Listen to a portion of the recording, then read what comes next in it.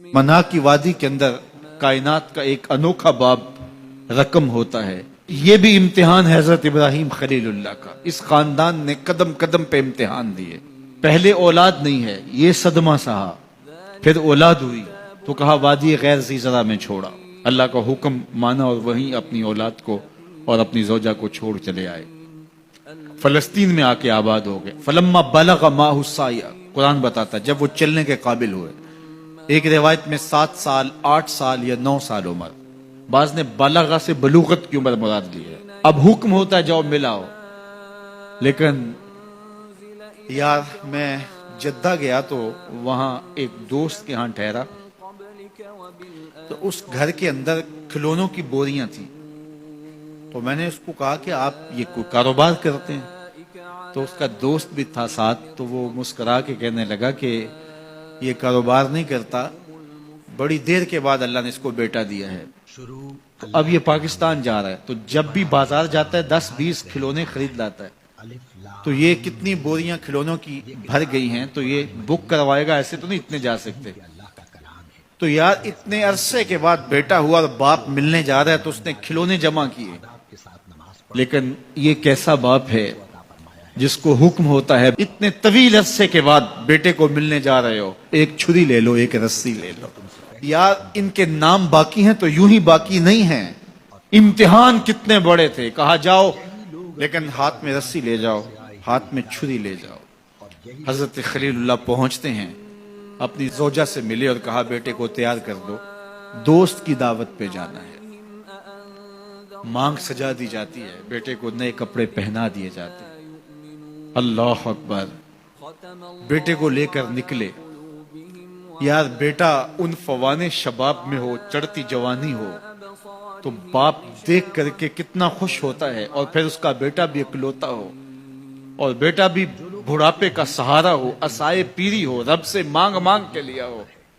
اور پھر بیٹا بھی وہ جس کی پیشانی میں محمد کا نور چمک رہا ہے. ایسا بیٹا تو چہرے کی بلائیں لینے کو جی چاہتا ہے. لیکن حضرت خلیل اللہ اللہ کے حکم پہ اس بیٹے کو ذبح کرنے کے لیے ہاتھ میں چھری اور رسی دبائے منا کی وادی کی طرف بڑھ رہے ہیں. شیطان نے سمجھا کہ اس سے نازک مرحلہ اس خاندان پہ نہیں آ سکتا. حضرت حاجرہ کے پاس پہنچا. پتہ ہے شہزادے کدھر گئے ہیں؟ کہا ان کے باپ لے گئے ہیں دوست سے ملاقات کروانے کے لیے. کہا نہیں، وہ ان کو ذبح کرنا چاہتے ہیں. کہا سوچ کے بات کر، وہ باپ ہے ذبح کرے گا؟ کبھی باپ بھی بیٹے کو ذبح کرتا ہے اور بے قصور ذبح کرے گا؟ میں جانتی ہوں کتنی آہ سحرگاہی کا نتیجہ ہے وہ بیٹا. اللہ سے کتنی رو رو کے دعائیں مانگی اور وہ فرزند ملا. کہا وہ اللہ کا حکم سمجھتے ہیں. تو حضرت حاجرہ نے کہا ظالم تو کہیں شیطان تو نہیں؟ اگر رب کا حکم ہے میری گود میں ایک اسماعیل ہے، کاش 1000 اسماعیل ہوتا، راہ خدا میں قربان کر دیتے. اسماعیل علیہ السلام کے پاس شیطان پہنچتا. اسماعیل پتہ ہے تیرے باپ تمہیں کدھر لے جا رہے ہیں؟ کہا کہ کدھر؟ کہا کہ وہ ذبح کرنے لے جا رہے ہیں. کہا تم سوچ کے بات کرو. ان کی آنکھوں کی چمک نہیں دیکھی؟ میری طرف دیکھتے ہیں تو لگتا ہے کہ ان کی آنکھوں سے شہد ٹپکتا ہے اور وہ مجھے ذبح کر دیں گے. کہا اللہ کا حکم سمجھتے ہیں. کہا اچھا. کہا ہاں. کہا اسماعیل کے وجود میں ایک جان ہے، کاش میرے ایک ایک بال میں جان ہوتی اور راہ خدا میں قربان کر دیتا. ابراہیم علیہ السلام کے پاس شیطان پہنچ کے بولتا ہے ابراہیم اللہ کو راضی کرنے کے اور تھوڑے طریقے ہیں، ضرور بیٹے کو ذبح کرنا ہے. تو وہ بھی کنکر اٹھا کے مارتے ہیں اور شیطان کو راستے سے ہٹا کے منزل کی طرف بڑھتے ہیں. قرآن نے وہ سارا منظر بیان کیا ہے. فلما بلغ ماہ السعی، باپ بیٹے کے پاس آیا اور کہا بیٹا میں نے خواب دیکھا ہے کہ میں تجھے ذبح کر رہا ہوں. فانظر ماذا تری، بتا تیری رائے کیا ہے. بیٹے پر سکتہ طاری ہو جاتا، آنکھیں پھٹی کی پھٹی رہ جاتی. باپ کیا بول رہا ہے؟ لیکن یہ فیضان نظر تھا یا کہ مکتب کی کرامت تھی. سکھائے کس نے اسماعیل کو آداب فرزند. اللہ اکبر. فرزند ہو تو اسماعیل ذبیح اللہ جیسا. فانظر ماذا تری، بتا تیری رائے کیا ہے. بیٹا خاموشی اختیار کر لیتا. السکوت من الرضا، تو سکوت بھی رضا سے ہے، اس کی خاموشی بھی رضا مانی جاتی. اور جب اس طرح کی سراسیمگی کی کیفیت ہو تو خاموشی ہی رضا ہوتی ہے. بیٹا کہتا ٹھیک ہے آپ ذبح کر لیجئے. یہ بھی امتثال امر ہوتا، لیکن بیٹے نے 2 قدم بھر کے بات کی. بیٹے نے کہا یا ابا تفعل ما تؤمر ستجدنی انشاءاللہ من الصابرین. ابا جان ذبح کیا ہے، جو کرنا ہے کیجئے. یہ نہیں کہا یا ابا تذبح، ہاں ابا جی ذبح کر لیجئے. ذبح کا جواب ذبح سے نہیں دیا، بلکہ کہا یا ابا تفعل، اے ابا جان کیجئے، ما تؤمر، جو بھی حکم ہو. ذبح کیا، جو بھی کرنا ہے کیجئے. رہی بات میری، یہ کام آسان تو نہیں، لیکن میرے اللہ نے چاہا تو صبر کر کے دکھاؤں گا. منا کی وادی ہے، باپ اور بیٹے دونوں نے طے کر لیا. باپ ذبح کرنے پہ راضی ہے، بیٹا ذبح ہونے پہ راضی ہے. یار اسلام من مانی کا نام نہیں ہے، اپنے خواہشات کو پورا کرنے کا نام اسلام نہیں ہے. اپنے آپ کو مالک کے سپرد کر دینے کا نام ایمان ہے، اس کا نام اسلام ہے. یہاں دیکھیے فلما اسلما، جب دونوں نے طے کر لیا، دونوں راضی ہو گئے. باپ ذبح کرنے پہ راضی ہو گیا، بیٹا ذبح ہونے پہ راضی ہو گیا. وَتَلَّهُ لِلْجَبِينِ، اور باپ نے بیٹے کو پیشانی کے بل لٹایا. قرآن نے وہ سارا منظر بیان کیا ہے. اس پر مفسرین کے 2 قول ہیں. ایک یہ کہ الٹا لٹایا تاکہ کفا سے ذبح کروں، گردن کے پچھلے حصے پر چھری رکھ کے ذبح کروں گا، منمونہ چہرہ میری آنکھوں کے سامنے نہ ہو اور میرے دل کے اندر کوئی جذبہ رحم نہ جاگے جس سے اللہ کے حکم کی تعمیل میں دیر ہو جائے. اور دوسرا معنی یہ کیا کہ آپ جانور قربانی کے لیے جو ذبح کرتے ہیں تو اس کی گردن کو بل دے کے اس کی پیشانی کو زمین پہ لگا دیتے ہیں تاکہ یہ رگیں تن جائیں اور ذبح کرنے میں آسانی ہو. حضرت اسماعیل کی معصوم گردن کو بل دے کر کے ان کی پیشانی پتھر کے ساتھ جوڑی گئی. وَتَلَّهُ لِلْجَبِينِ، پیشانی کے بل یوں لٹایا گیا کہ گردن کھل جائے اور بیٹے کو ذبح کرنا آسان ہو. آنکھوں پہ پٹی باندھ لی کہ یہ منظر تو دیکھا نہیں جا سکے گا، اللہ کے حکم کی تعمیل بھی بہر صورت کرنی ہے. سعادت مند بیٹا بولتا ابا جان مجھے رسیوں سے جکڑ لیجئے، کہیں ایسا نہ ہو کہ میں تڑپوں اور اللہ کا حکم پورا کرنے میں آپ کو دیر ہو جائے.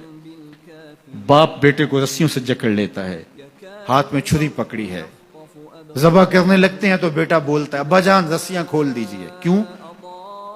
آپ کا منصوبہ، آپ کا پروگرام تبدیل ہو گیا. کہا نہیں. تو پھر کیوں رسیاں کھولوں؟ کہا کہیں ایسا نہ ہو کہ کل کا مورخ لکھے کہ باپ ذبح کرنا چاہتا تھا، بیٹا ہونا نہیں چاہتا تھا، باپ نے باندھ کے کیا. کھول دیجئے، نہیں تڑپوں گا. رسیاں کھل جاتی ہیں.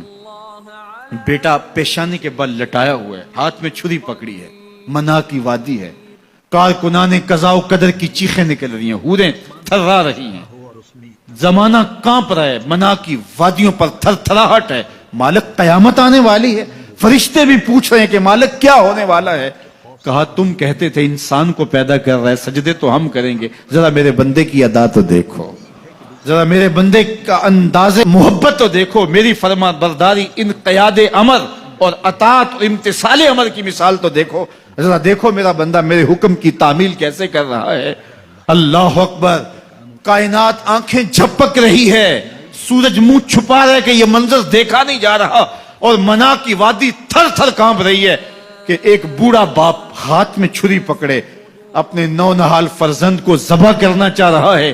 عجیب منظر ہے کائنات کے اندر.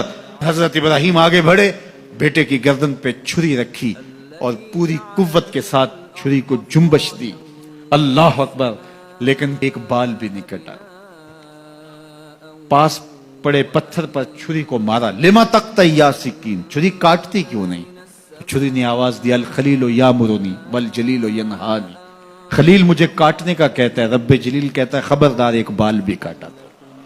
کہا چھری تیرا کام تو کاٹنا ہوتا ہے. کہا حضرت آگ کا کام بھی تو جلانا تھا، جس نے آگ کو جلانے سے روکا تھا آج اس نے مجھے کاٹنے سے روک دیا.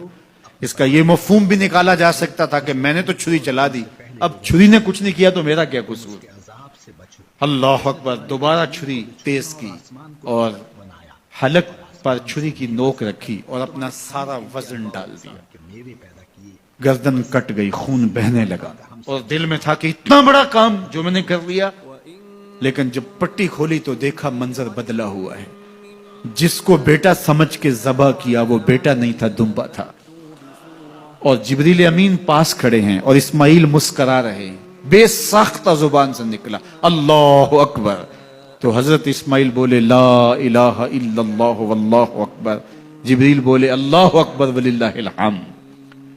अब यकीन था कि ये सारा एहतमाम उधर से, जिब्रील का आना और दुम्बा पड़ा है और ज़बा पड़ा है और जिब्रील अमीन मौजूद हैं, तो ये यही लेकर आए होंगे और बेटा मुस्करा रहा है। ये सारा मंजर, ये करीना हालिया बता रहा था कि ये सारा उलूही एहतमाम है, रब ने कुर्बानी कबूल कर ली। लेकिन सिर्फ इतना ही नहीं हुआ कि ये करीना हालिया आपको यकीन दिलाता, बल्कि मना की वादी चमकने लगी और वही के उजालों से पूरी वादी रोशन हो गई और आवाज आने लगी, व नादई ना हो या इब्राहिम कद सद्दक़्त रोया इन्ना कज़ालिका नज्ज़िल मोहसिनीन। ये मंजर देखा तो इब्राहिम अभी कुछ सवाल करते, किसी से पूछते कि ये क्या हुआ, इतने में वही नाज़िल हुई, ऐ इब्राहिम तूने वाकई ख्वाब पूरा कर दिखाया, इन्ना कज़ालिका नज्ज़िल मोहसिनीन। हम अपने बंदों को यूं ही सिला दिया करते। तेरे बेटे को ज़बा नहीं करवाना था तेरे हाथों से, हमने तेरा इम्तिहान लेना था। बस इब्राहिम तेरा इम्तिहान पूरा हो गया। हमने तेरी सुन्नत को अब कयामत तक के लिए बाकी रखा, कयामत तक के लिए बाकी रखा। और फिर खुद मेरा रब कहता है सलामुन अला इब्राहिम, इब्राहिम तेरे ऊपर सलाम हो। अल्लाह अकबर। मना की वादी के अंदर हज के मौके पर 40 लाख हुज्जाज हैं, तो कुछ शयूख अरब के और बाकी उमरा मुखय्यर सादतमंद लोग 100 कुर्बानियां भी पेश करते हैं। तो करोड़ों कुर्बानियां मना की वादी में ज़बा हो रही होती हैं और हुदूद हरम में, और बेसाख्ता जुबान पे निकलता है सलामुन अला इब्राहिम। हर साल ये शोर गुगा होता है कि इस मर्तबा कुर्बानी बहुत महंगी है, शायद ज्यादा लोग कुर्बानी नहीं कर पाएंगे। लेकिन जो ही मौसम कुर्बानी का आता है, गलियों और बाजारों के अंदर जानवर घूम रहे होते हैं और उनको देख के बेसाख्ता जुबान पे आता है सलामुन अला इब्राहिम, इब्राहिम तेरे ऊपर। तो ये कितना बड़ा इम्तिहान था, कितनी बड़ी आजमाइश थी, लेकिन उस आजमाइश से सरखुरू निकले, नंबर भी पूरे 100 हासिल किए, कामयाब और बामुराद और कामगार हुए। आज हमें उस सुन्नत को बाकी रख करके हमें वो याद ताज़ा की जा रही है कि मेरे ऐसे बंदे कि जो मेरे हुक्म पे अपनी सबसे अजीज चीज भी कुर्बान करने से गुरेज नहीं किया करते।